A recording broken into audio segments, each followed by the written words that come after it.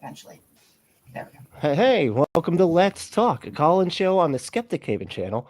Let's Talk is a safe place for atheists and those questioning or leaving religion, and anyone that wants to ask questions and have respectful discussions. We are having some technical difficulties today, but we will be taking questions in the chat if you want to do that. But welcome. This is Skeptic Haven. Let's talk.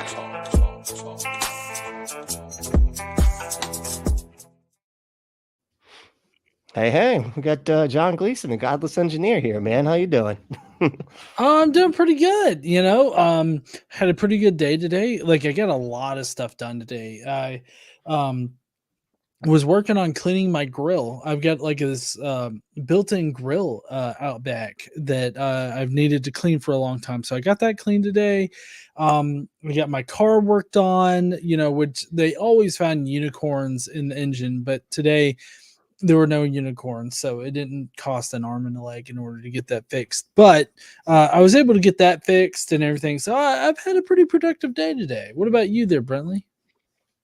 Oh yeah, no, yeah. Say, I mean, just kind of hanging out today. I've had kind of a rough weekend, just feeling under the weather, but I'm getting back to it. I'm all right. I hate it when it's like that. Right? Yeah, it's just like, I wish it would have happened on a work day. I was like, can you just not get sick when, like, it's a weekend? I don't even get a day out of that or anything. It's just a weekend wasted. It sucks. Yeah. But yeah, no, it's funny like you're saying like your car. I actually I just got a car and got it running and everything for the first time in 18 years. I haven't driven a car. Wow. Finally got it going and everything. Yeah, it was just for the longest time. I just didn't. It felt like it was going to be more expensive, and so I was just a bus riding kind of guy. You just get used to it, Yeah.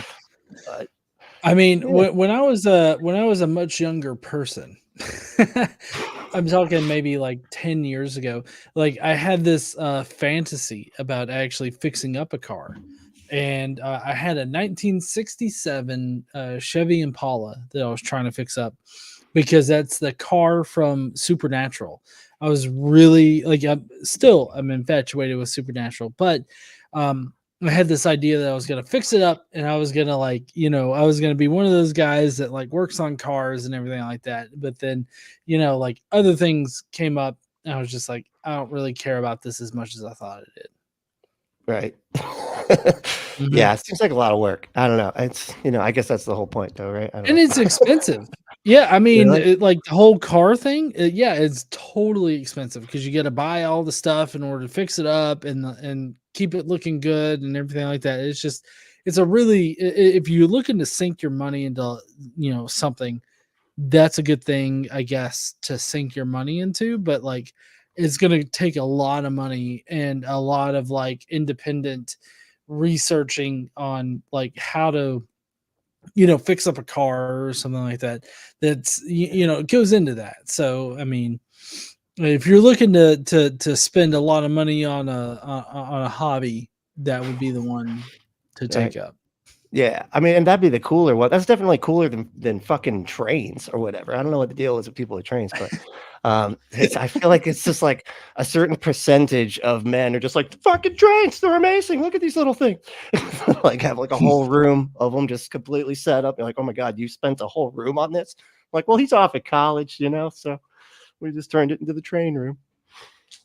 It's like but yeah, no, that's all right. So I hear you went to the Baja Con. What was going on there? Oh, so it was a conference in Sarnia, Ontario, and we went there and we met a bunch of like really awesome people. We saw Apostasy, Seth Andrews, Hemet Mehta was there, and then the Apostate Sisters, who have a podcast that they run. I had not heard of them prior to going to BajaCon, but I got to meet with them, talk with them, and everything like that. They're really great people, and it's just it was a great time all around. I love going to conferences. Like I'm always so surprised at conferences when like people recognize me, like, oh, I watch your stuff. I'm like, oh, I'm so sorry. Why? Right? You should do something else, man, with your time now. That's awesome. Well, I feel like I'm not that important. Like I'm not that interesting of a person that people, are like, oh, I watch your stuff. And it's like, it's just randomly out in either conferences or other places like, oh, I recognize you. Oh, I'm so sorry. You recognize me. Like, That's gotta feel weird too. Like, hey man, do you have like people like reference things that you said and like, oh man, you said this in that one video. I couldn't, it's well, I like, mean, man, that was so pretty recently, it's primarily been whale penis because of my conversation with Kent Hovind, and people don't really know the backstory behind that, but they always know that I start out my streams with a big whale penis on the screen and everything like Yep. that. So like people just don't understand. I was And gonna so, say, what is that? 'Cause oh I've seen yeah, that so before. I was like, what is the deal with the whale penis thing? so I had a debate with Kent Hovind, and it was a debate on evolution. And in this debate, Kent Hovind randomly he brought it up. I didn't bring up penis. Okay, I wasn't not the one to mention penis. He was the one that brought up vestigial limbs. And so we were talking about vestigial limbs, and he brought up the whale and how the whale has like these vestigial like pelvis as well as legs, like leg bones. And that was brought up, and I was like, well, that's a vestigial limb, like that's something that is no longer used for its original purpose and everything like that. He was pretty adamant about how it's not a vestigial limb, and that's because the pelvis is used to direct the whale's penis, which is apparently 15 feet long, and it just sort of, if you can imagine the whale penis here, and it's just sort of dangling out there in the ocean searching for the whale vagina. So you gotta have that pelvis. That's get that pelvic act. my wife is like, what the hell is going on? I'm explaining whale penis and how that is like applicable to the channel. Yes, The it Ken is. Hovind story. She's totally disgusted by this story. So so Ken Hovind brings it up, and he's like, there's this, the whale has a 15-foot penis that's just sort of waving out there, and it has to direct the penis and in order to get into the whale vagina, and that's what the pelvis is for on a whale. And I sat there and I tried to play dumb.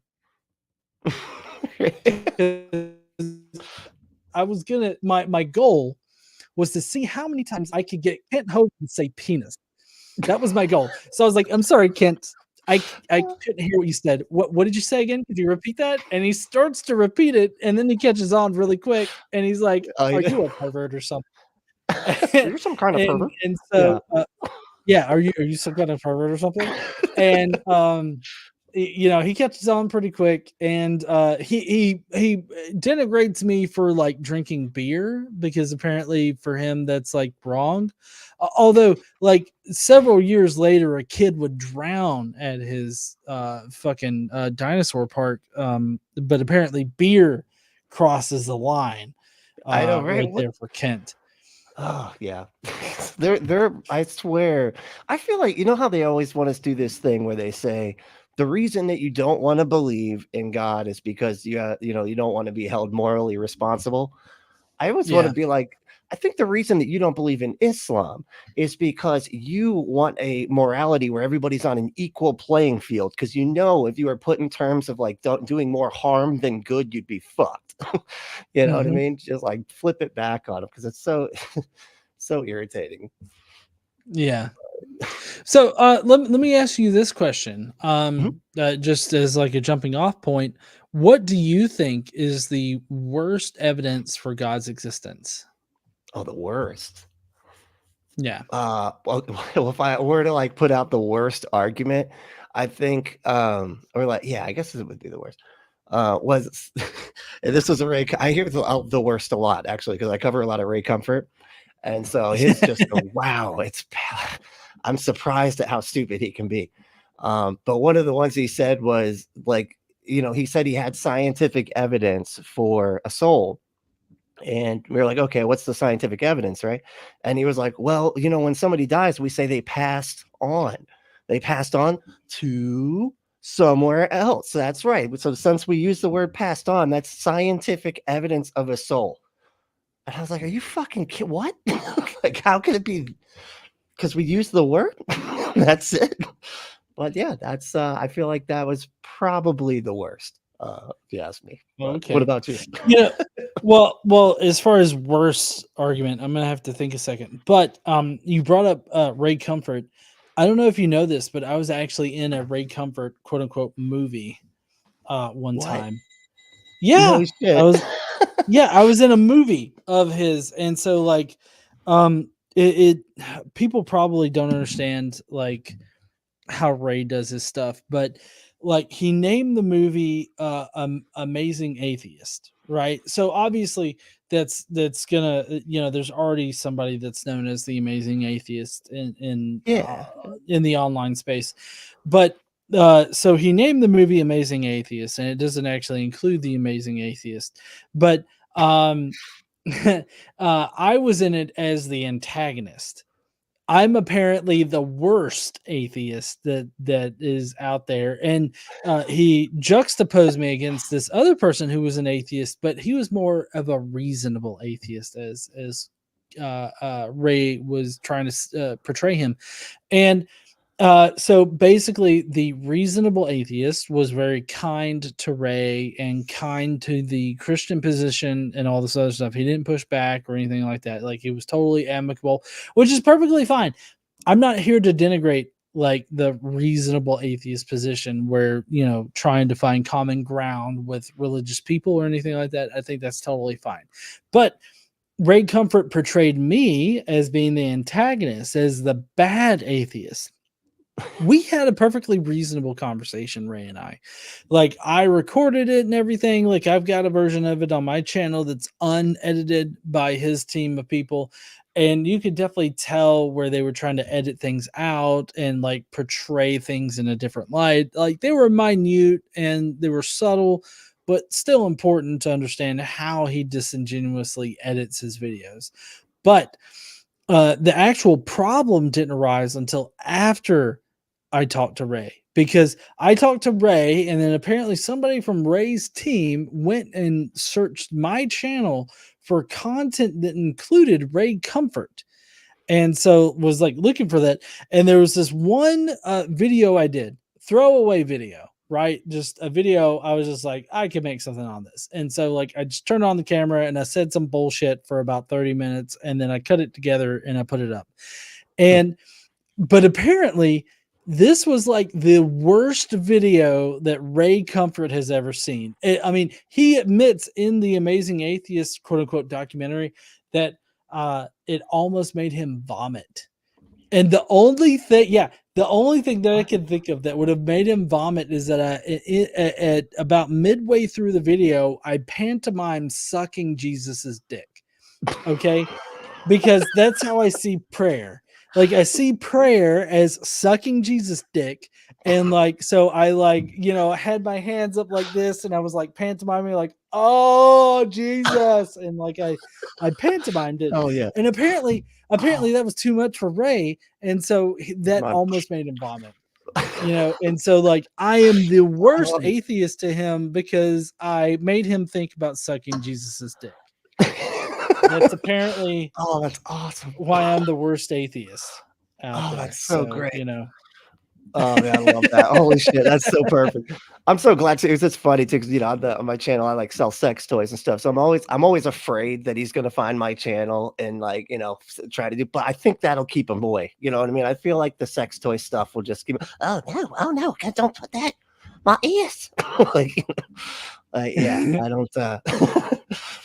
That's awesome. Holy shit. Yeah, because I'd seen your conversation with him. It was really interesting. And it seemed like a good conversation as far as I remember. Oh yeah. I mean, it was a totally amicable like conversation that I had with Ray. And then when he spliced his movie together, which He spliced his movie together and made me the bad guy, but which I don't mind. But he actually sent me like a fruit basket, like afterwards, like No way. an expensive fruit basket that like had all of these things that were guaranteed to make you shit yourself. He put them in a basket and he sent it to me along with his like Banana Man memoir. I think I got it back there on the shelf. You can see my bookcase behind me, but I'm sure I've got it back there. It's the Banana Man like memoir of him and his time producing like the atheist's worst nightmare, which is the banana, right? Oh, right. Because it's perfectly designed to fit in your hand, right? Right? Yeah. Oh, I have that as an emoji. The banana. Oh, look, it fits in right there. See? Yeah, I love that. Yeah. Yeah, dude. And it's funny too that he like it. Honestly, his videos were like the main ones that like took off for some. I think because it's just he's so fun to make fun of because he's just such an asshole, and it's like you don't feel like you can go too low with him, because of the way he treats everybody. I mentioned Ray Comfort to somebody years and years ago that I knew over Facebook. I mentioned it to him, and he didn't know who Ray Comfort was. And so, like when I said Ray Comfort, he thought that I meant ray of comfort, like as if it was like a ray of light, and Gotcha. it provides comfort or whatnot. And then he finally he searched online and found Ray Comfort, and I'm like, I thought you were just making like a stupid pun or something, but no, this guy is an idiot. Oh my god, yeah, it's really bad. Oh, that's too funny. Oh yeah. So I asked you what your favorite bad argument is, or like what's the worst argument for God. Personally, I feel that the worst argument for God is look at the trees. This whole idea, which comes from the Bible. I mean, it doesn't say look at the trees in the Bible, but it's like the what is it? The heavens declare the glory of God, or something like that. Yeah. And I think that's like Psalm something fucking 69 or another. And it says, it says that you're like, yeah, that's definitely the Psalm like, 69 something fucking or the another. 59 and a half. I got you. Yeah, I'm here. Right Yeah, there with you. I got you. Yeah. So it says the heavens declare the glory of God, which is basically a look at the trees argument. And that always kind of strikes me as odd whenever somebody pulls that out, because it's like, just look around you, look at everything. You think, oh, this came from nothing, and it's like, that's not an argument. Like, that's your ignorance that is on display, and you're trying to tell me exactly how ignorant you are. This isn't like a dunk on me. This is a dunk on this is a self burn. Those are rare, but they happen. Self-burn, yeah. Because I wanted to ask you, what is your, because I feel like you did respond to this at some point. I was like, oh man, you're so lucky you got to respond to the so you believe the scientific impossibility that nothing created everything? Yeah. Did you? What's your response to that? Well, so for one thing, that's not what the leading scientific explanation for how our universe came into existence is. And two, I don't see a problem with like our universe popping into existence from nothing, from a couple of different angles. So like, for one, the current scientific explanation is that the universe did cause itself, but like there's this quantum tunneling, which is basically like there's this quantum scalar field where the quantum scalar field fluctuates from a false vacuum state to a true vacuum state, and it releases an immense amount of energy, and that can cause a universe to inflate. And this immense amount of energy would be like whatever the universe started with at first, which was a huge amount of energy, which is explained by the explanation in general. And like there's multiple different ways in which this fluctuation could have occurred. one of them is quantum tunneling. Basically, that the scalar field, they quantum tunneled through like this false vacuum state, and it fell into a true vacuum state, which released an immense amount of energy. So there's that explanation, but there's also an argument that you can make from like a pure state of nothing, which that's something that a lot of creationists like to claim that an atheist argument is, but that's not what it is.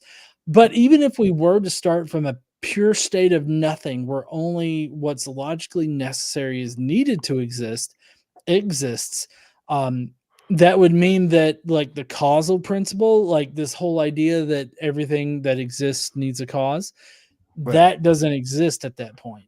And so like literally any kind of universe, every single kind of universe would have popped into existence at the exact same time. And so like there's no restriction on it until a universe exists, then there's a restriction on it. And so like either way that you go about it, there's no reason why we need a magical wizard outside of space and time in order to make all this happen. This could all happen naturally. So given that there are so many natural explanations that can definitely explain how everything could have come into existence without the need for a magical fucking wizard at the beginning of everything, I feel like it's more likely the case that there was no magical wizard at the beginning, primarily because it's magic, right? So I don't believe in magic generally, which is contrary to the song that everybody knows, like I believe in magic. It's like, well, I fucking don't. No, that's yeah, I mean, unless I exactly. thought that was like the magic of having sex. That's I could see people calling that magic. Maybe It is, that is pretty magical, and JD Vance only knows it when he fucks a couch. That's right. Oh God, I'm so glad that whole thing happened the way it did. I love the fact that doesn't need to be like a fact of reality. It's just the fact that his campaign can't outright deny it. And so everybody's like, wait a second, that's not a denial. Yeah, you didn't say, no, JD didn't fuck a couch. You just hung up on us. That's neither confirmation nor denial, which is seemingly worse. Like, I mean, they don't want to. I feel like they don't want to say no and then have those photographs come out, Yeah. and that's what's going to happen. I mean, I'll go further than JD Vance right now. I have never fucked a couch, and I would never admit to fucking a couch. You can write that down in the books. Godless engineer never fucked a couch. Like, I've never done that. JD Vance, all he needs to do is say that, and like it'll go away. But like, they won't do it, and I don't know why. It's curious that they can't say, "Oh, he never fucked a couch." Why can't you say that? Just say it. Yeah, just say those words specifically. It's like being a cop. You can't say it if it's not true. Or that's it. You can't say it if it's not true. It's the rules. Oh shit! I see. Nancy is in the chat. Nancy is from the Apostate Sisters. Oh, nice. I think. Oh, yeah. Yeah. I saw Nancy and Patty. The Apostate Sisters is also in the chat. That everybody should go and subscribe to them. They're great. I'm actually going to have them on the show tomorrow night on my channel, and we're going to have a conversation about their past. So yeah, I can't wait to talk to them about that. Oh, that's awesome. Oh yeah, I gotta get in touch with them too. I want to start having all the apostates over. The punk. I think that'd be cool. Apostate sisters, right? Yeah. There's a bunch of us now, like a little crew. Oh, that's awesome. Hey, I wanted to ask you though before we get too far along. What is because we were looking. I was watching a thing about Baja Con, and my partner's like, "Oh, it was in Mexico," and I was like, "No, it wasn't in Mexico." I don't know why it's called Baja Con. I gotta ask somebody. So what is? Oh, so Baja Con. So it's the Blue Water Humanists, Atheists, and Agnostics is what it is. And so like they do an acronym Baja, and then conference. And so it was really cool because like it's right over the border of United States and Canada in Ontario. And so like we got to add yet another place where we visited this year, which so in the past year we've been to a number of different countries and we've been getting tattoos. So like if you'll notice not a different country, but we went to Hawaii and we had tattoo artists sort of do a freehand design of the different kind of tattoos that we wanted.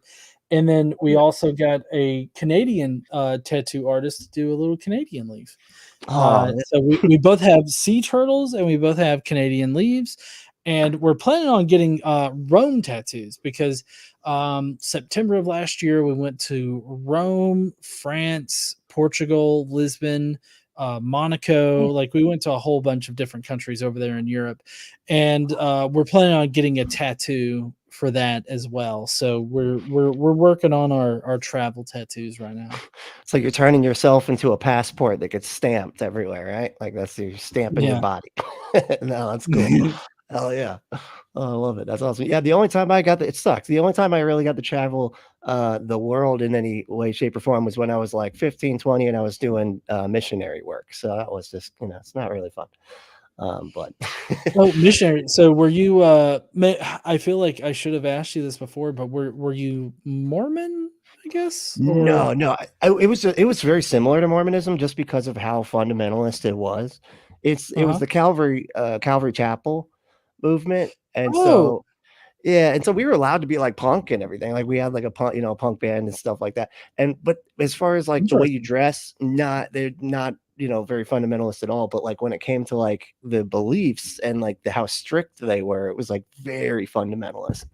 Right. So yeah. Yeah, here in North Alabama, we have this one church called Calvary Assembly, which Hmm. is yeah, they were always seen as kind of like a weird group in this area, and it's for the most racist of reasons.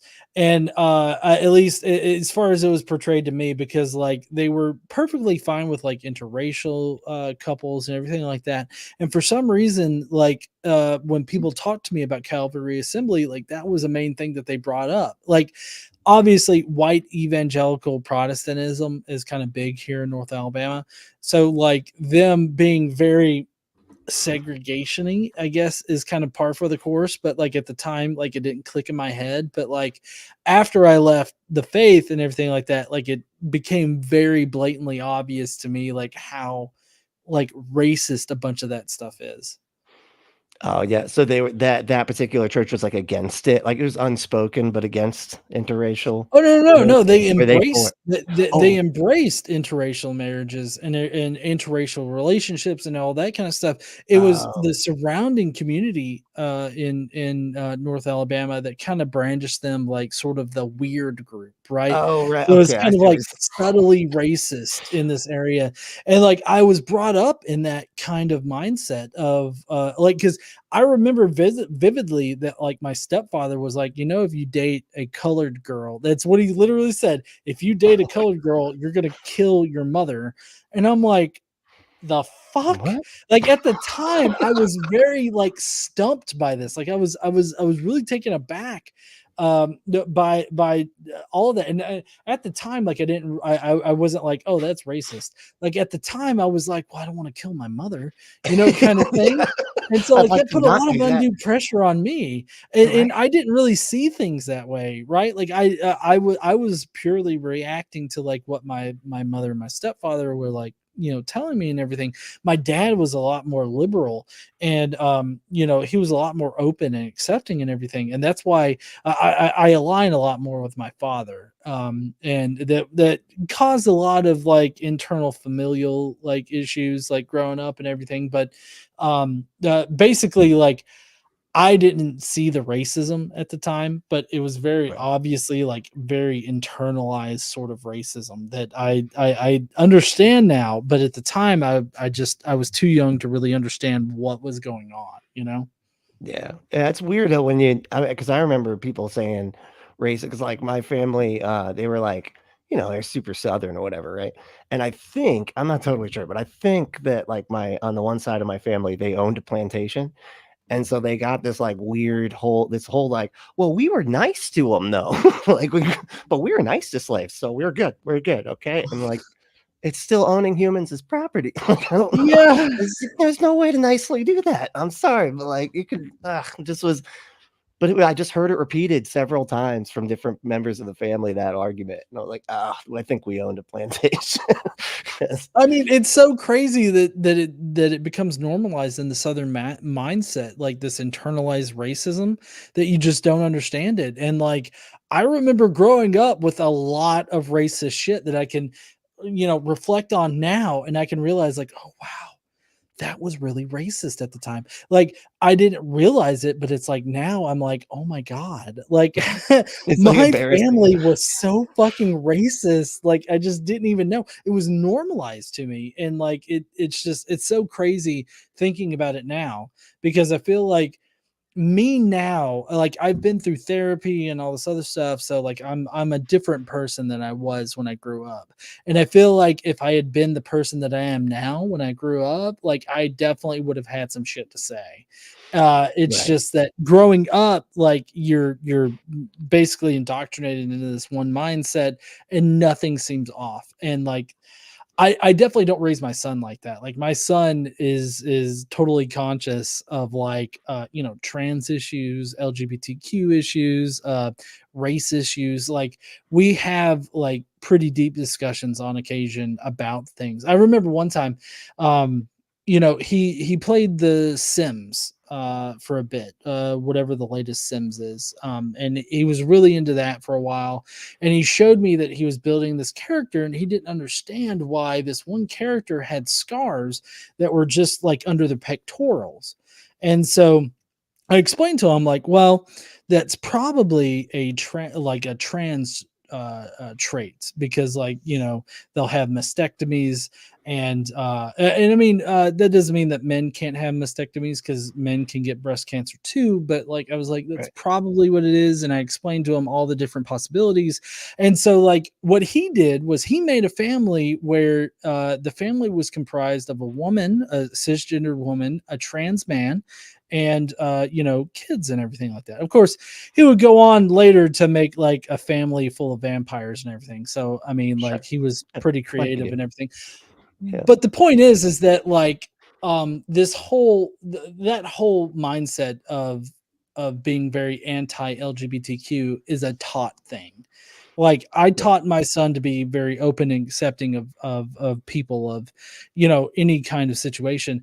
And I think that more people need to do that, especially in the South. But sadly enough, people care about the genitals of an Algerian boxer more so than Oh like God.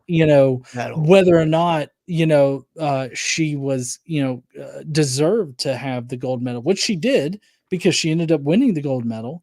Like, She she was so performed best. good that she was so fucking good that Yeah, you're like, oh, you totally. must not be like the right thing. Like Yeah. that's insane. Like that's just being awesome, and then people getting mad at you for being too good now. That's just like, okay, Yeah, just I stop. know, You know right? what the fuck? Like it's crazy. And so I mean, all in all, to say that that everything that I went through as a kid, I'm definitely hoping to try to teach that, not teach that to my son, and teach him to be more open and accepting of people. And I think that it's going pretty well. He seems to be pretty open and accepting of everybody. He's a pretty good person in general, from what I can tell.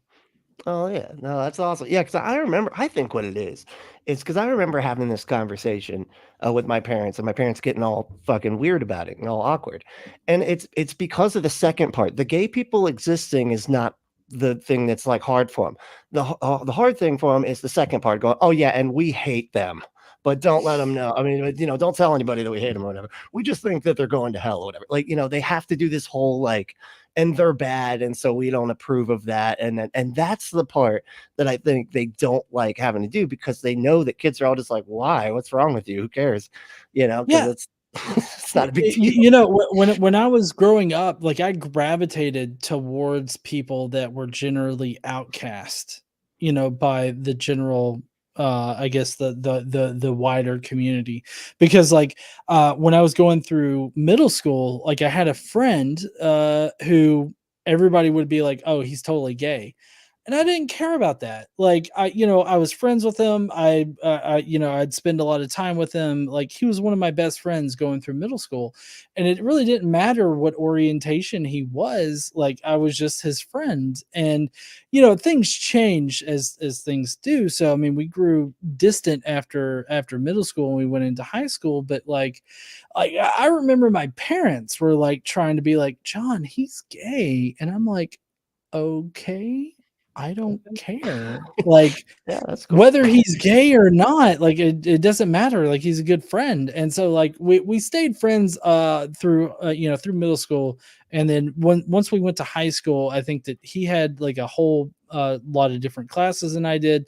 And we just grew apart naturally, And so like I do admit that, later in high school, I started to be a lot more conscious about what people thought of me. And that's like, I don't regret many things in my life, but I think that one of the biggest things that I regret is like caring too much about what people think. And I think that's primarily why I've sort of, engineered, I guess, my channel the way that I've done, because like I got so obsessed with how people perceive me. I got so obsessed with like the opinions of people outside myself and like, basing my self-worth in the opinions of other people. Like I got really focused on that. And, when I left religion, I was just like, I don't give a fuck anymore. And so like, that's what I've kind of really centered um, my channel around is like, I am the way that I am. And I'm friends with who I'm friends with, and I don't really give a fuck about how other people perceive me. That's still a struggle that I go through. So it's not like I can just turn it off like a light switch. I still struggle with caring about what people say about me and balancing that with my own self-worth. I still definitely balance that, and I have issues with that, but I feel like now I'm much more mentally and emotionally equipped to actually deal with that balancing act than I was when I was in high school. Because when I was in high school, like I was totally dependent on how other people saw me and like how my parents saw me and all this other stuff. And so it's a very freeing thing. Like it's psychologically and emotionally very freeing to just not give a fuck about what other people think about you. You want to think that I'm a crazy motherfucker? Fine, I'll be a crazy motherfucker. Right. I don't care. Right.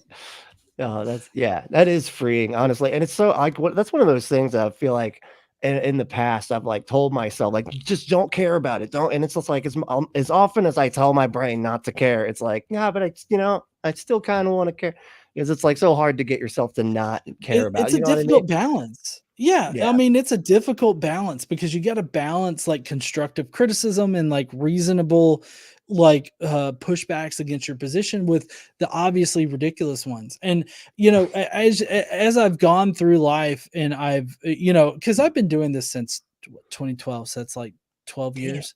Holy shit. Yeah, Awesome. I've been doing the online thing for like 12 years. And so like it takes a long time to really gauge what criticism is constructive and that you need to listen to, and other ones that are just ridiculous. Like Yeah. I was in a conversation today on TikTok with TikTok, but I was on a conversation with TikTok, and this motherfucker was like, "Yeah, there's a sheet of ice surrounding the spherical Earth, and God put it there.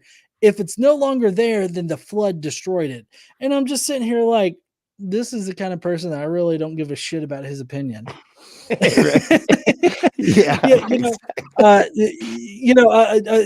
about especially morality or anything like that. Like this person thinks that there's a sheet of ice that covers the entire world, and it's like, I'm sorry, no, like that's not reality. And then like there was another person that I was in a conversation with where he was like, yeah, I think it's morally justifiable to unalive a child.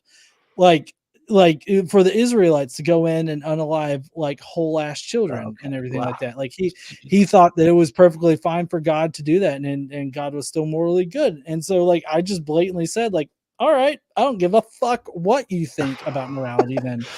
Your Right. opinion is of no consequence to me because you're fucking deplorable, Like I mean, it's easier when it's like positions like that, but then when there are positions where people are criticizing like how you're tackling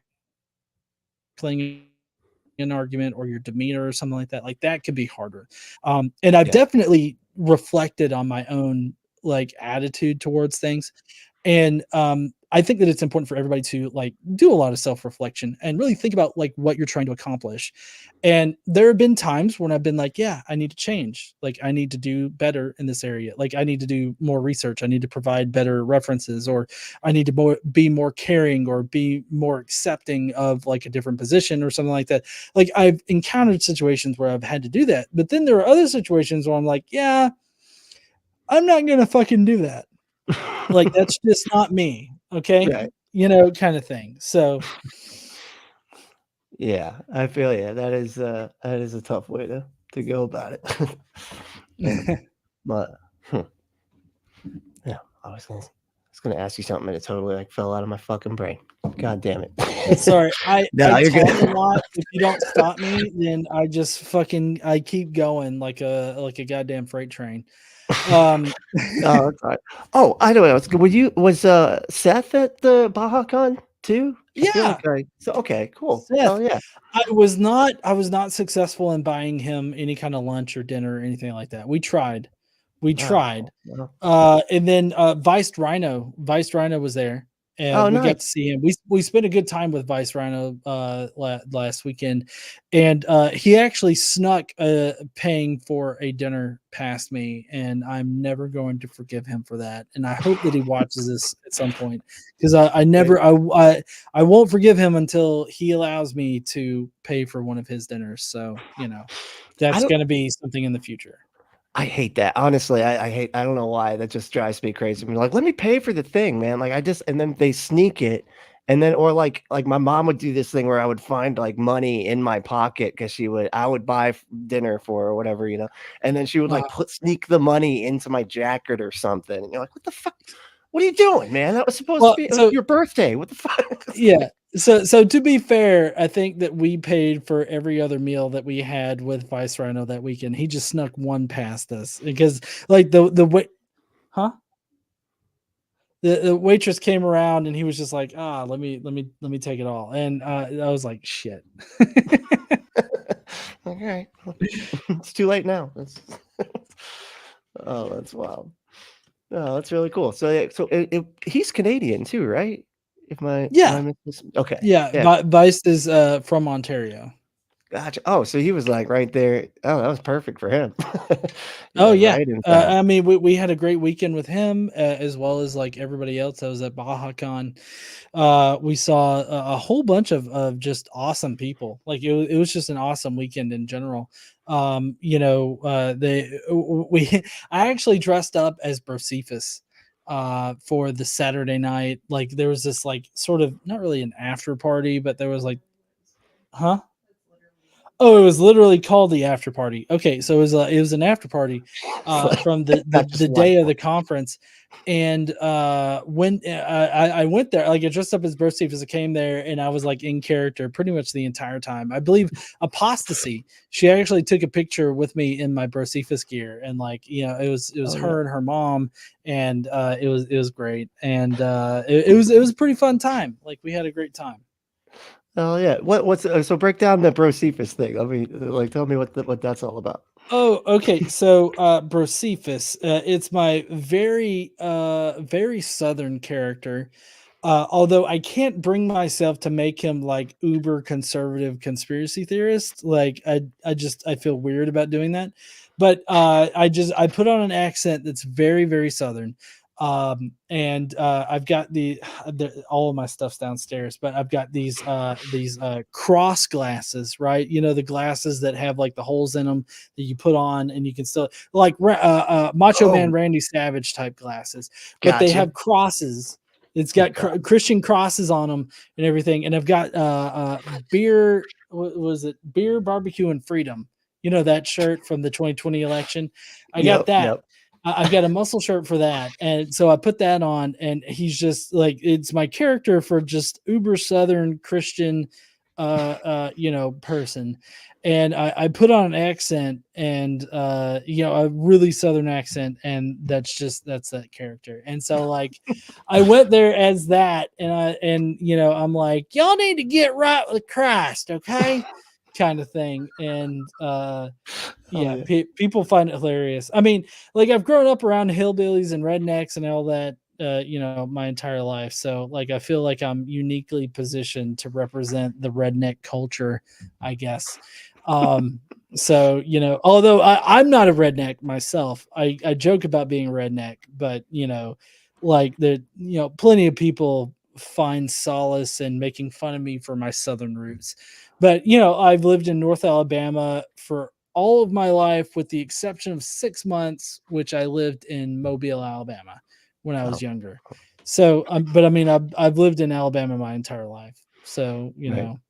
Oh yeah, I mean that's as Bible Belt as you can get, right? About like, oh, it is the asshole of the Bible Belt.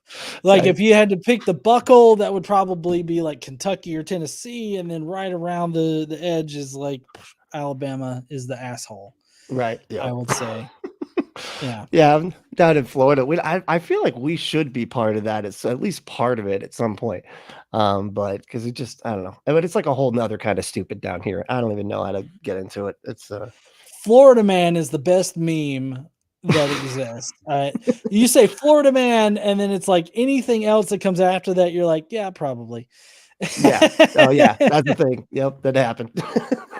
Yeah, it was it's crazy. Yeah, like as far as like it's funny too, because I was like thinking of like the stereotype, like the Florida stereotype, and it's like mostly like surfer dude, right?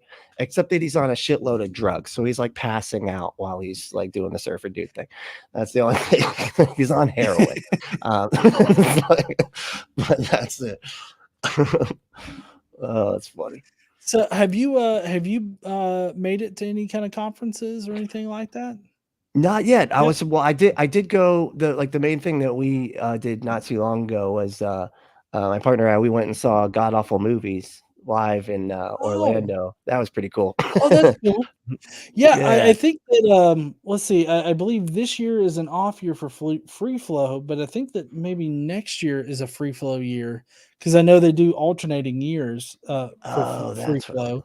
And Okay. free flow is based out of Orlando. So I mean, I don't know how local you are to the Orlando area, but yeah, I mean that's one that we're usually excited to go to, like as Oh, no far as shit. like Oh, okay. conferences wise. Yeah, 'Cause- a couple like last year I think it was, we went to free flow, and like You did? we saw Oh, a bunch cool. of people there that we recognized and recognized us and everything. So it was pretty cool. They had this really cool presentation about drag and like the history of drag presented by 2 drag queens. And so it was an awesome fucking Oh, that's so show. cool.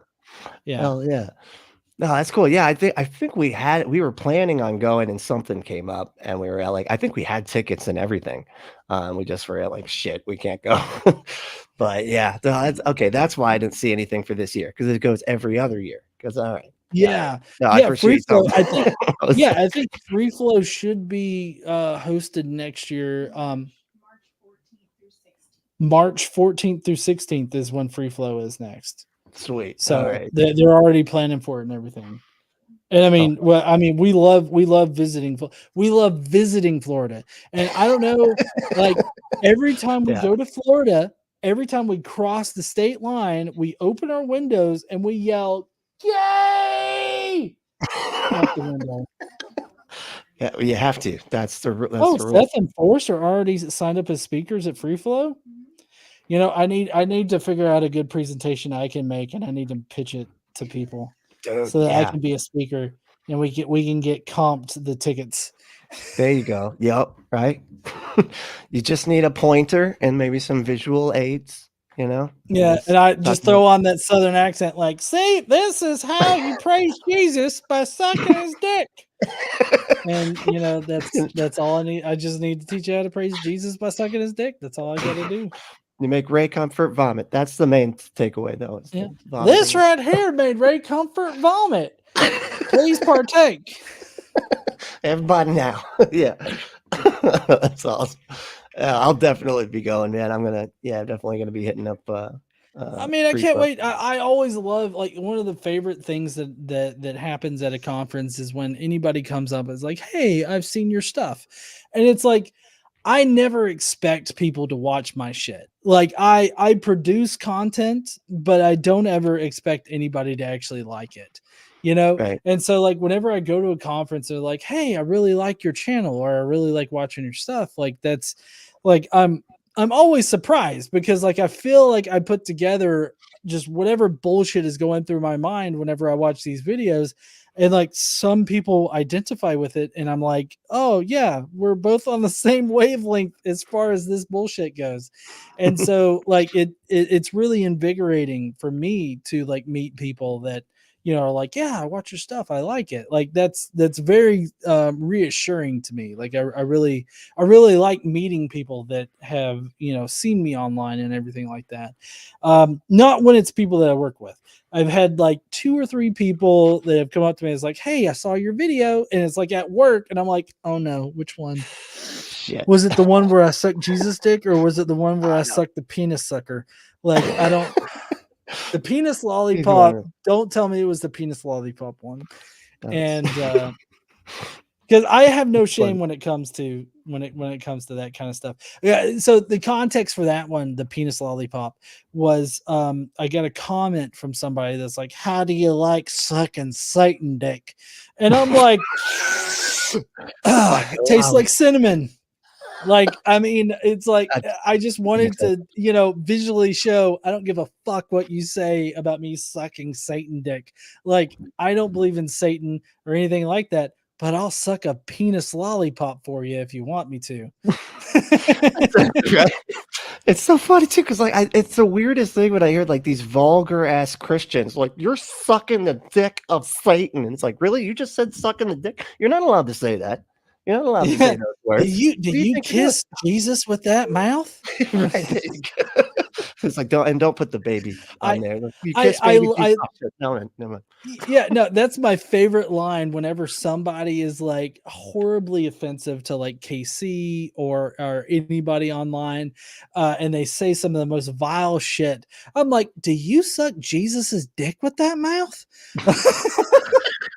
And, I mean, I feel like that catches them off guard so many times. It's Like, just I crazy. actually do suck his dick. I mean, hold on. No, no, wait, hold on. That's a little bit gay. I don't suck his dick, but I do worship him. Wait, no, we I get kissed. on my I mean, knees for Jesus. No, wait, shit, no, fuck. God, too many double entendres. That's awesome. I mean, so Christianity has like a long history of just uncomfortable innuendo that, like, anything that you say as far as praising Jesus, I feel like is going to be bad, especially when you put it in the context of like sucking his dick. And it's, you know, there's no way that you could like explain that without it sounding some kind of like homoerotic or something like that. Like, it's just, it's Well, crazy. it's so often it's like Jesus is inside of me, and just any, and it's like I'd never heard it before when I was growing up, of course, and then now it's like I can't not hear it. It's constant, all the sexual innuendos, and they're just saying it like it's not right in the forefront of what they're doing. Yeah. Oh, God. One of the notifications I have for my channel, it was just a random thing that I did, and it was you know, the song Jesus Loves the Little Children.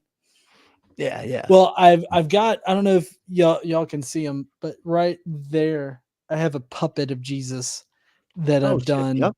I do Yeah. see it.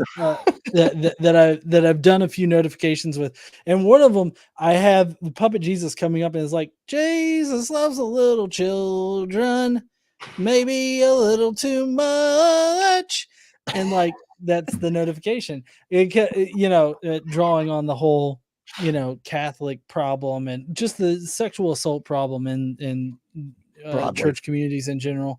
And it's like Jesus loves the children a little too fucking much. Like, he's focused way too much on the children. Please leave the children alone, Jesus. Like, That's funny. It reminds me of Sydney over on Talk Heathen. She's got like a little, what's it, Moses? I think. She's got like a little Moses character that she brings out every so often. Like, oh yeah, I love the idea of like I was almost thinking of doing just like 100% puppet show. Just do like a reaction, but it's like a puppet version. I was like, but Yeah. that does sound like a lot of work. I don't know. Be kind of I hard. got to tell you, when I did the notifications using the Jesus puppet, like definitely like holding my hand up and doing the voices and everything, like I respect the Muppeteers so much, because like that's hard coordinating like your voice, your hand, and everything, and then keeping it up like that. Like it takes muscle in order to Oh, do right. that. Like I mean, I have like a little home gym. I say a home gym. I've got like a weight bench over there, and I mean I work out like almost 5 days a week, 5 6 days a week, and like still like doing that puppet show like just for notifications. That was a little bit too much for me. So I totally respect Muppeteers. Yeah, I feel you, man. Like it just seems like and trying to figure out all of the visual ticks too. Of like you got to be able to. I worked at Chuck E. Cheese for like 4 years, and so there was something really fun about like trying to communicate without using words or anything, and just being like, like a mime or Yeah. whatever, right? But it's like you're a big Mhm. weird rat mime. Um, but yeah, so it's like in all those little ticks, it's just fun to. I used to love doing that shit. I think I'd have good time with puppets. But you're right. Now I'm starting to rethink because it sounds like a lot of work, and my hand muscles just aren't great. So I don't know. But hey, so hey, let me ask you this real quick, and I don't know if I've ever heard your take on this. Now that I think about it. What is your response to the tag argument? Tag argument. What's The, the tag argument? the transcendental argument of like the logic Oh, and reason the can't be. transcendental argument. So Yeah. was that refresh my memory on it? I've encountered so many bullshit arguments. Is that just where God transcends space and time, or Well, it's what is like, that? so it's basically like because you can't. Okay, how did he word it? It was basically because you can't use logic and reason to demonstrate that logic and reason is reasonable. Then or you can't justify it. You can't justify that logic and reason are reasonable because you have to use your senses in order to evaluate it or whatever. And so they say Mhm. like that the only way that you can have that logic and reason is justified is through a god. Basically, they're just adding an extra layer of presupposition, right? So they're just like presupposing that Yeah, the presuppositions are because of God or whatever. You know what I mean? this sounds like a Matt Slick argument. Yeah, I think And so. yeah, so presuppositional apologetics is I don't know. That I feel like it's a really stupid position to have. I remember I don't know, have you ever seen the debate that Matt Dillahunty did with Cy 10? The one where he was just kept playing clips of him. Is that the one? Oh, Yes. I think it is like that kind of idea. Yeah, because I think that is his whole thing, right? Is the tag? Yeah. So Yeah. so I was actually there for that debate in No Memphis. shit. Yeah, I'm at the end. Like I'm actually in the debate video that's posted, I believe, on the Thinking Atheist channel. I actually asked a question, Okay, I do of remember that. Sci Yeah, 10. that's Yeah, right. yeah. I do I remember asked him a question like how do you resolve like the different interpretations of your particular God? And of course, he didn't have a good answer for me. And I feel like that's the problem with, I guess, most tag or presuppositional arguments, is that you have to presuppose that God exists first, and then you have to work off of that presumption in order to make your argument work. If you don't have that presumption, then there's no way that you can actually establish that God exists. So like going from the tag argument, like you can't justify reason and you can't justify logic. Well, I mean, logic is justified just by demonstration, right? Like we right. observe things in reality, and we have formulated logical statements, or we've formulated these laws of logic off of what we've observed in reality. If you can prove that some law of logic is not valid, then we'll change it in order to represent reality better. So, like, it's definitely observational, like the laws of logic and like reason, how we understand reason. It's observational, and it's very much, our own human construct of how we understand the world. But how else are we to understand the world, right? Like how, unless it's through our own investigative abilities, how else are we going to understand how this world works? So, like, reason is just comport. Like, I understand reason as being something that comports with reality. Like this comports with how we understand things to operate, and because of that, it is reasonable because that's just the way that we understand reason in general.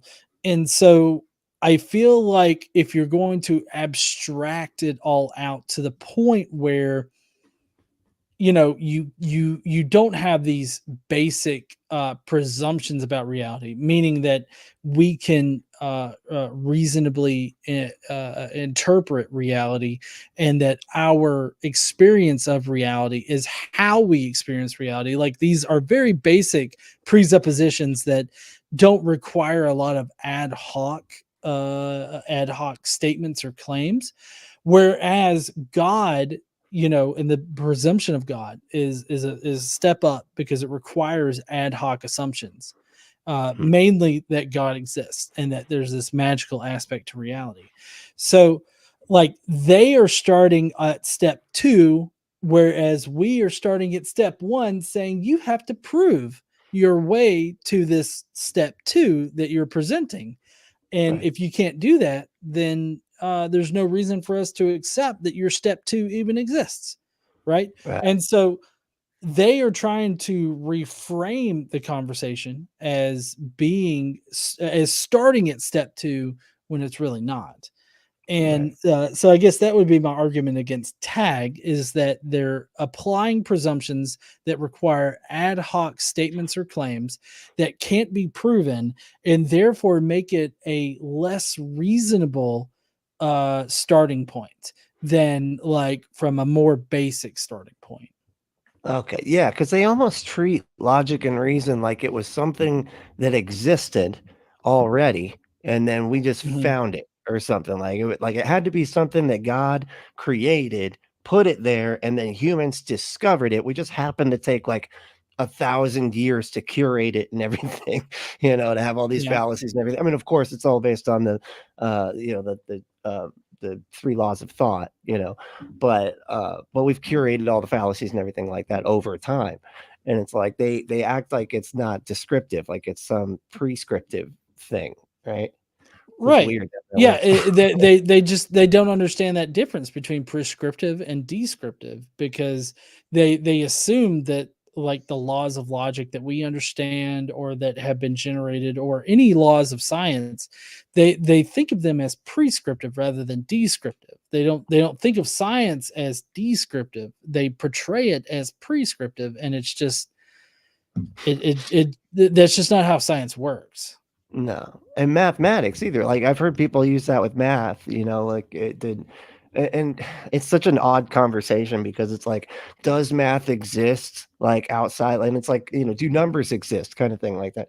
And it's like, kind of no, I mean, no, but yes, but no, but yeah, you know what I mean? Well, Like, because so that's where a lot of apologists, they love to live, because you know obviously mathematics, and it's complicated, obviously, but I feel like mathematics is both descriptive, but the mathematics that we understand is descriptive of the actual math of reality, right? yeah, Like, there are physical properties of reality that mathematics describes. And right, you have to like, a lot of apologists don't understand that difference between, like, the objective or absolute part of reality that our understanding describes, and they don't seem to grasp that nuance. That's that whole, they're starting at step 2 when they really need to start at step 1. And, like, step 1 is recognizing, yeah, sure, there's this absolute version of reality, right? But what they don't understand is that that absolute version of reality is filtered through our human experience. And so, like, anything that we understand is filtered through that human experience. And mathematics, laws of logic, all of that is filtered through that human experience. So, we're at this descriptive point. Like, any understanding that we could hope to have is purely descriptive of what we experience. And they don't seem to grasp that difference. They think that what they experience is reality, like, as it absolutely exists. But as we've seen in the past, that's not always the case, because, like, if you just go back a few hundred years, people were thinking, oh, I had this experience of lightning striking that dude over there trying to ring the church bell. Therefore, God wanted him dead. Right? That was their experience. That's how they described their reality. That's how they understood it. Right? And so, because of that understanding, they thought that God existed and wanted to kill that person. We understand now, right? We can describe our reality better now because we understand how, like, lightning works and electricity and all that other kind of stuff works. We understand how all that works now. And so we can describe how it's definitely not God that wanted to kill the person that was ringing the bell. We understand how that works. And so it's very obvious that our understanding of reality can change because it's filtered through our human experience. And a lot of apologists, they just don't ever seem to understand that what they experience is filtered through the human experience. And they just want to act like whatever they experience is absolute reality. Yeah. That's why I feel like a lot of times when you ask for evidence of a God, they always end up going back to, like, well, how can we know anything? They start questioning, like, epistemology and stuff. Like, well, I don't know, what is it? And you hear them, like, a lot of times bring up, like, I don't know, empiricism and stuff like that, where it's like, oh, now we're going to dive into the philosophies of sciences and stuff like that. And it's just like, oh my gosh. And then they start asking you, like, which one do you ascribe to? And you're like, I don't know, the ones that work. I have no idea. I don't know what the answer. I don't know. Philosophy is just fucking science, man. But but I feel like that's when you lose, right? Like, if you're in a debate, right, and you start questioning the rules of the debate, I feel like you've lost. Like, if the football player was running down the field and was like, why can't the end zone just be right here? Like, I'm just going to decide that the end zone just starts where I feel like it starts. You've lost the game. You know what I mean? You can't be questioning the fucking rules. Yeah, I really feel like if you're in a discussion with somebody and they start trying to get you to justify your epistemology, like, how do you know things to be true and all this other stuff, I feel like that's starting down a path of somebody that's wanting to pedantically argue their point, and they're trying to get you to admit that, oh, you can't know anything, and so therefore your opinion's pointless. When in reality, the question is, what evidence do you have that God exists? And I feel like in the case of TAG, as well as other topics that they might bring up, they're wanting you to start with, oh, magic and a magical wizard exists. Like, that's where they're starting from. And they want you to justify to them why they shouldn't start from that position.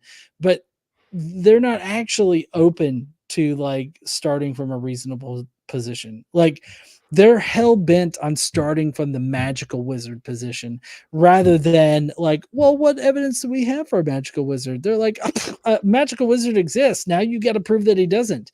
Like, that is the presuppositionalist sort of position. Right. They're like, does math exist? Okay, wizard. That's what I was thinking. It had to come from someone. I mean, math is magical in the first place, right? So might as well be a magical wizard there to control it. That's right. Yeah, a mathical wizard. But I mean, it's like like math is almost just like mapped out consistency. Is that the right way to say that? Like, math, it's just Mapped you're out taking. consistency. I mean, I don't see a problem with that particular description of math, because it's definitely, like, we've obviously changed math in the past. Like, Newton is a famous example. Newton had to invent a whole new branch of mathematics, calculus, in order to describe the orbits of planets and everything. So, I mean, obviously, math can change with our further understanding of reality, but I think that mapping out the consistencies of reality is a pretty good way of describing math, because you have to present a mathematical theory, I guess, that describes a consistency in nature, and it's a way to map out those consistencies. So I don't see a problem with that particular description. Right. Okay. Yeah, that's what I was thinking. Because it's almost like that's like the reason that it does like exist without existing. Because it's just like it's a formulaic thing that we can kind of just put out, and it just consistently applies. It's almost like logic. Like logic functions kind of the same way. That's why I always feel like it's weird when people say you have to justify the laws of logic. I'm like, that's just consistency. That's just saying like you're not going to contradict yourself and shit. Like this is not. It's weird when they start, questioning these things. Well, yeah. So like they try to get you on I'm trying to think of the word. It's escaping me right now because I'm not really all that intellectual. They're trying to they're trying to get you to question your basic assumptions about reality, because I do agree that a lot of the positions that we take have some basic assumptions. And the problem is that presuppositionalist apologists, they start with a different set of assumptions. And again, it's going back to my example of like, there's step one, which are the most basic assumptions, like the laws of logic, laws of mathematics, and all this other very basic sort of assumptions that people generally have.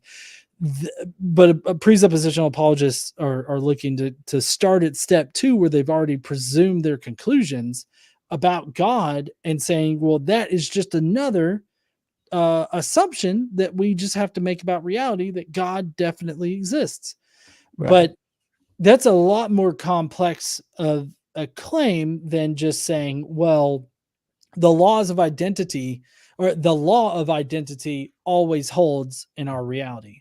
Like that's as basic of an assumption that you can make, but also you can prove that assumption. Like you could, there are I remember in college, I took a class called discrete mathematics. I fucking hated it. It was part of computer science. But I hated it because it was pedantic as fuck. Because the basic thing is that you were supposed to map out these proofs, right? Mathematical proofs, not like logical proofs or anything like that. But you could mathematically prove each fundamental law of logic, and you could prove that.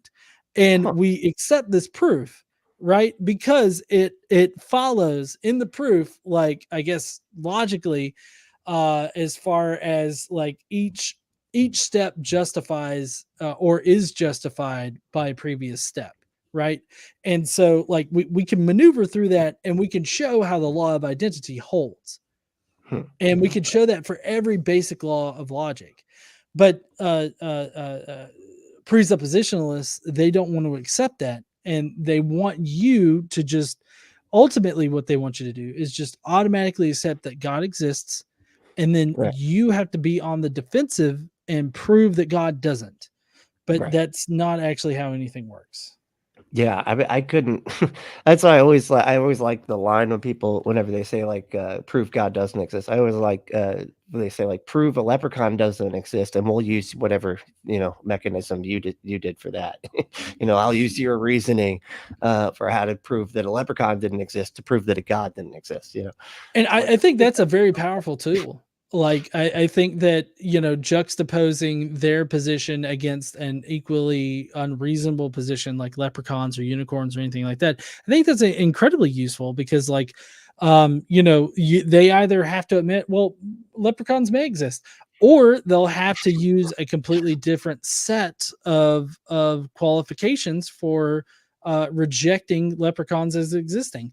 I mean, it's kind of a dichotomous situation there, and most of the time, they'll side with the totally different set of qualifications for proving that leprechauns don't exist, as opposed to their God, and they denigrate the even the question of like, oh well, why do you think leprechauns don't exist, or do you think leprechauns don't exist? Like they denigrate that as if it's like some kind of ridiculous question to ask. But I feel like it's a very basic exercise in logic to like juxtapose your position with a position that pretty much anybody would agree is like a negative position. Like I negatively think that leprechauns exist. Like they don't exist. How does Right. how does your thinking differ between magical wizard and leprechaun? Like I feel like that's a very basic question Right. to ask. And leprechauns just seem like, and I feel like leprechauns are perfect because they fit perfectly in that like little world where like, oh well, then they could just disappear. Like you could keep on doing the dragon and the garage thing. You know what I mean? You could be like, well, they're just maybe they disappeared the second that you got to the end of the rainbow. You ever think of that? And just like you can keep playing these games because like they always get to this weird ambiguous god by the end of it when you question them about this stuff. It always ends up being like, oh, he's outside of space and time, and it's just not, you're like, what the like, okay, we can't, there's no way to do anything here because it's outside of space and time. I'm kind of done like that. I feel like once you say something is outside of both space and time, I don't have to act like it exists because I live within space and time. But I don't know. It's an odd thing there. Yeah. Let's see. Oh yeah, and if y'all want to like and subscribe, this is the for Skeptic Haven. We do a lot of good stuff around here with Skeptic Haven. Got like a lot of panels. I was on a panel not too long ago with SR and Eric Murphy from Talk Heathen back in the day. Yeah, so yeah, like and subscribe and check out all the other great shows we got. So yeah, and it's my understanding that the show tonight generally does take calls, and I hate that we weren't able to get the call stuff working, but I feel like anybody that's got a show going on where you directly interact with the audience and everything, I think that needs to be supported. So definitely. absolutely. Dude, hearing a lot of like specifically for that, like I think like call-in shows are awesome. Like we were getting ready, or I was getting ready for the show, and we were just listening to some call-in shows and stuff. And it's crazy how confident people start out when they call into these shows, and then when you just start asking them basic questions about how they know what they think they know, or why they believe what they believe, it's like they can't. They never have thought about what the answers to these questions are. They've always just like, well, because it's got to be. I don't know. Yeah. Yeah. Yeah. I always, I do like posing questions to people that they haven't necessarily thought about before, because it could go either way. They could admit that, well, I haven't really thought about that. I'll have to go back and think about that. And then, you can feel some sense of accomplishment in that you've gotten them to think, a bit outside of their box and everything like that. But then there are other people that go a different way with it and are just kind of like fucking off the rails. And I particularly like those conversations because it's like you can always tell in any of the calls that I do that there's a certain point where I've just stopped giving a fuck about their responses. And it's normally when I start proposing ridiculous questions. And it's like every single time they start talking about some kind of weird shit, and I'm like, you know what, this person's far gone. I don't really care. I'm just gonna ask them about some randomly weird thing that's tangentially related to what they're talking about. And so like, like I'll just go off with that. Like, I mean, I just what do you think a whale penis is needed? Is a whale penis made to be directed by hips or what? What do you think about that? I mean, it's always fun whenever you can tell like the conversation's pointless, as far as like having like a genuinely intellectual or investigative sort of conversation. You can tell when that's not productive. And it really doesn't matter what you say because the person is like hell bent on their position. And then I generally try to have fun with it. It's like, all right, if we're gonna talk, I'm gonna have fun. And that's what I end up doing is I end up having fun with those kinds of people. And I mean, I don't do it in a very denigrating way. Like, I mean, I'm ridiculous, but I'm hoping that like my ridiculousness will like they'll clue in at some point that I'm being ridiculous. Their position's ridiculous. Maybe they need to have a better position, kind of thing. Kind of doing like an active reductio absurdum. Sort of on their argument. So I try to do that. Most of the time, it doesn't actually occur as like they don't clue into the whole that whole aspect of it. But I try. No, that's awesome. Hell yeah. No, and I honestly, from what I've seen, like you do a great job on all those the calling on the line. You're on the line a lot. Like I actually thought that the Skep Talk was your show for a minute. So I was like, yeah. Well, yeah. So I'm usually available like Monday nights and everything like that. So if there's like there've been a couple months where they've needed me more than normal, but I think that right now pretty much every host is on twice a month. And so that kind of works out. Like, I mean, for the past, I think 1 or 2 months, I've only been on twice each month, but I do love taking calls from people so much so that I sometimes will do a call-in show on my own channel. And I like taking calls there, interacting with people and having them question like my positions and everything like that. It's mainly been about my mythicism because a lot of people have a problem with that, but yeah. A lot of people on both sides on that one. Yeah. Right. Yeah. That's funny. Oh yeah. Yeah. Real quick, do you happen to like repeat callers that drive you crazy, or is there like they pretty good about getting out of them? Well, so there are some people that are repeat callers and some that have been banned. I know one is Otangelo. He Yep. likes to call into these shows. I really hate interacting with Otangelo. Like I remember the last time I talked to Otangelo, I was so bored of it. I was playing Call of Duty Warzone like while I was doing like I just didn't even care like about the conversation. I don't even know why I had it, but I was just like, I'll give him another shot. So there's people like that. I typically don't mind like repeat callers. But it's when I guess it's when they obviously have an agenda that they're trying to push that I have a problem. Yeah. Oh, okay. And like trying to troll or anything like that? You feel like you get a lot of trolls, or is it just Well, I haven't had a lot of trolls, but there have been some trolls that have skirted in, under the radar, and like I'm always trying to give people like enough leeway to where they can defend themselves if necessary. But there's been a couple times where I've extended that courtesy and it's bitten me in the butt, and so like I try not to. I still do that, but I try to be a bit more conscious about who I'm talking to. right? I feel you. Yeah, I was watching one. I can't remember what it was. It was so funny though. I felt like you handled yourself pretty well. It was like this dude had like you said he sounded like he was down by the bayou, and he was like, "But I'm a Muslim," and you're like, "What? No, you're not. Shut up." I was like, Yeah, I mean, I felt like that was my immediate reaction when he obviously sounded like he was like he was on one of those air rafts. I don't know what they're called. The Yeah. thing with the fan on the back. It Right. sounded like Yeah, he the was on airboat. one of those. Yeah, an airboat.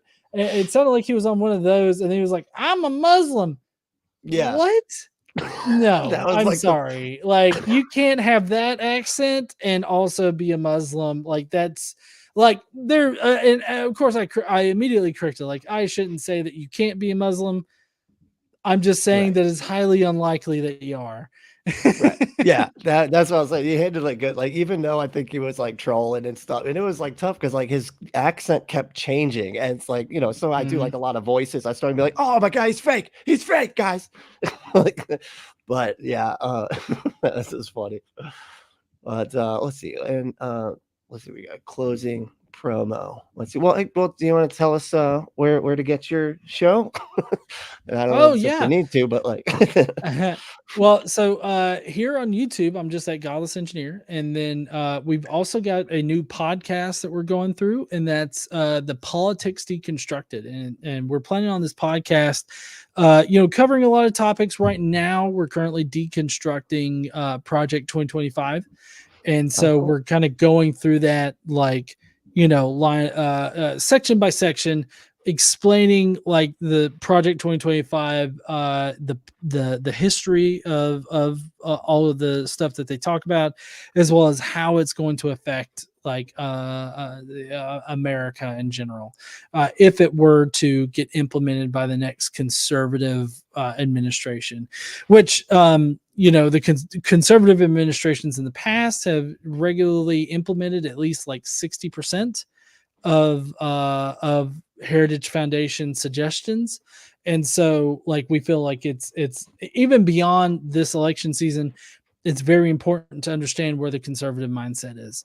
Until they change course, I don't think that it's going to change all that much. So it's still going to be valuable, like even past this election. But we got that's Politics Deconstructed here on YouTube, and then we've also got the Godless Engineer, and then pretty much anywhere on social media, I'm just Godless Engineer. You can find me there. You can follow me, Twitter, TikTok, Threads, anywhere. I'm not really all that active on Twitter because it's a cesspool, but yeah, that one kind of sucks now. It's not really fun. Yeah, like just trending doesn't even work. It's a mess. I don't know. No, that's awesome. Yeah. Very cool. Yeah, I was gonna say, okay, so, and I do want to promote some of the other shows here on Skeptic Haven. Tuesday nights, we have Secular Soapbox. Thursday nights, the Sunny Spot. Saturdays, the Global Atheists. And Women Atheists Unload with lots of great hosts. And Sundays are, of course, Let's Talk, that typically has call-in shows here. But yeah. And I want to say a special hi to Caitlin Chloe, who is my wife. She was in the comments. She said hi in there, and yeah. So I just want to say a special hi to her. Hell yeah, that's awesome. But just another thing, like Skeptic Haven is looking for volunteers right now to help behind the scenes. If you'd like to be a part of our team, send an email to info@skeptichaven.com. And if you'd like to help out our channel, consider becoming a patron. Going to patreon.com/Skeptic Haven. So yeah. And and we do want to thank our patrons too. Thank our Skeptic Haven patrons. But yeah. I don't know if I have them listed up here. No, yeah, I think that ventures like Skeptic Haven are like, it's important. Like, I think that all of us have a voice in this community, and I think that voicing that and supporting the channels that you want to is very important. So I definitely support that. Well, yeah, like I said, like one of the main things that like snapped me out of everything was watching shows like your show is one of the, I think like one of the first ones that came up. To honestly, you and that Jacqueline lady, like some of the Jacqueline first. Glenn. Yeah. It's like some of Yeah. the first like skeptic channels that helped, got me to start thinking about stuff. So it's, making content doesn't not do anything. It doesn't not do. Did I say that right? I said that wrong. Making content helps people a lot. That's what I was meant to say. Positive. Yeah. No, yeah. And I mean, I feel like everybody's voice is important. And, I've always maintained that, like, throughout everything. Like anytime anybody asks me like, oh, I want to get started, but I don't know how to, like, I always try to help them out, whenever I can, and really try to give them really good uplifting advice. And I really hope that everybody here at Skeptic Haven that is making this run, Wes and everybody behind the scenes, like, y'all are doing a fantastic job, and I hope that it it continues. And I'm always up for coming back on at any point for anything. I'm usually pretty, as long as I know pretty far, like a little bit in advance, like I'm usually available most times. So just saying, a little wink wink, kind of let me back on here. Oh yeah. Yeah, maybe next time we'll get the calls working. We'll do the same deal again, but we'll have calls too. All right, cool. Oh yeah, and if you want to check out my show, I do a show called Punk Apostate on YouTube. You just put in Punk Apostate, where I basically just make fun of FundyTube. A lot of Ray Comfort, it's like kind of like try to be like a mystery science theater kind of thing. Just kind of react to it and have fun. Hey, that kind of content's very cathartic, I have to say. So definitely support Brently here. Oh, thanks, man. Hell yeah. All right, y'all. Well, thank you so much for hanging out. And yeah, well, we will see you next time. This is Skeptic Haven. Let's talk.